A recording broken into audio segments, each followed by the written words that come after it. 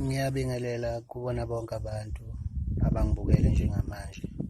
Njengoba nazi-ke igama ngobona benza umxolisi umfana wakaMhlongo. Ngande kakhulu-ke ngelikaMdumazi la emculweni kaMaskandi. Ngidabuka laphana endaweni yaseMtubatuba kwaShekishela eBhekamandla, esifundeni saKwaZulu kweSenkosi uMkhwanazi.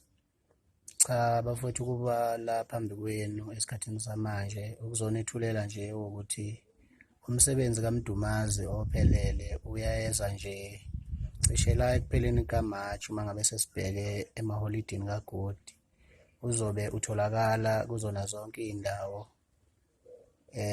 engingabala kuzona iy'ndawo ey'fana noma-digital platforms, bese kuzoba ukuthi-ke sizozama ngayo yonke indlela ukuthi la sikwazi ukufinyelela khona sihambe siwulethe umsebenzi kubantu.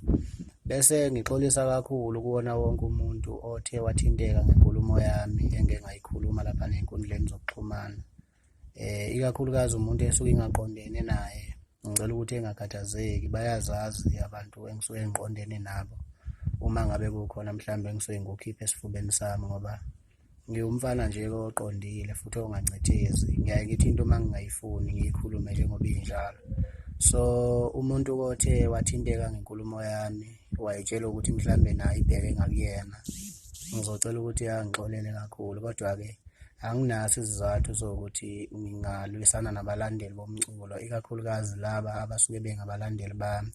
Abantu engisuke mhlawumbe ngilwisana nabo yilaba abasuke belwa nami, nakhona ngisuke ngingalwi mina, ngisuke ngidlulisa nje okuyiqiniso okufanele ukuthi bekwazi, ngoba akuzukusiza ngalutho ukuthi ngaso sonke isikhathi sihleze sincetheza senza sengazuthi yonke into ihamba kahle kubeni kungahambi ngendlela.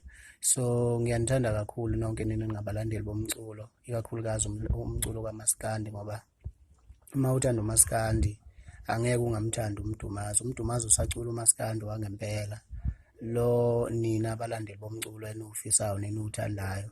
Noma ngike ngigudluke ngokwesikhathi ngey'tayela njalo njalo, kodwa-ke ngisenayo leya nsila yaloya mculo lo benivele niwuthanda kusukela kudala. Ingakho nje ubona kunjena-ke kulezi iy'nsuku. Ngiyanithanda kakhulu-ke bafowethu, sengathi ningaqhubeka nje ningeseke ngayo yonke indlela. Ingoma engiyikhiphile ethi Valentine's Day ngibonile ukuthi niyayeseka kakhulu, nakuba-ke kukhona ebathinta iy'nhliziyo baze bagcina mhlawumbe sebekhuluma nokungesiko, kodwa nje-ke nina-ke nje-ke niyithandayo ngicela niqhubeke niyi-support endaweni efanele. Abaney'nhliziyo ezibuhlungu ngiyaxolisa kakhulu bafowethu, ngisuke ngingaqondile ukuthi nginihlukumeze ngokucula ingoma emnandi, kepha-ke ngisuke ngenzela nje ukuthi ngijabulise abantu abawuthandayo umculo. Sengathi-ke nje-ke ningaphatheka kahle namaholidi lawa azayo nifice niphilile, nithandane njalo-ke bonke abathandanayo. Ngithi nje Happy Valentine's Day, noma isidlulile yona ngqo, kodwa njengoba kuseyinyanga yothando cela ukuthi nithandane niphathane kahle. uMdumazi uyanithanda kakhulu, niphile nje, ngiyabonga.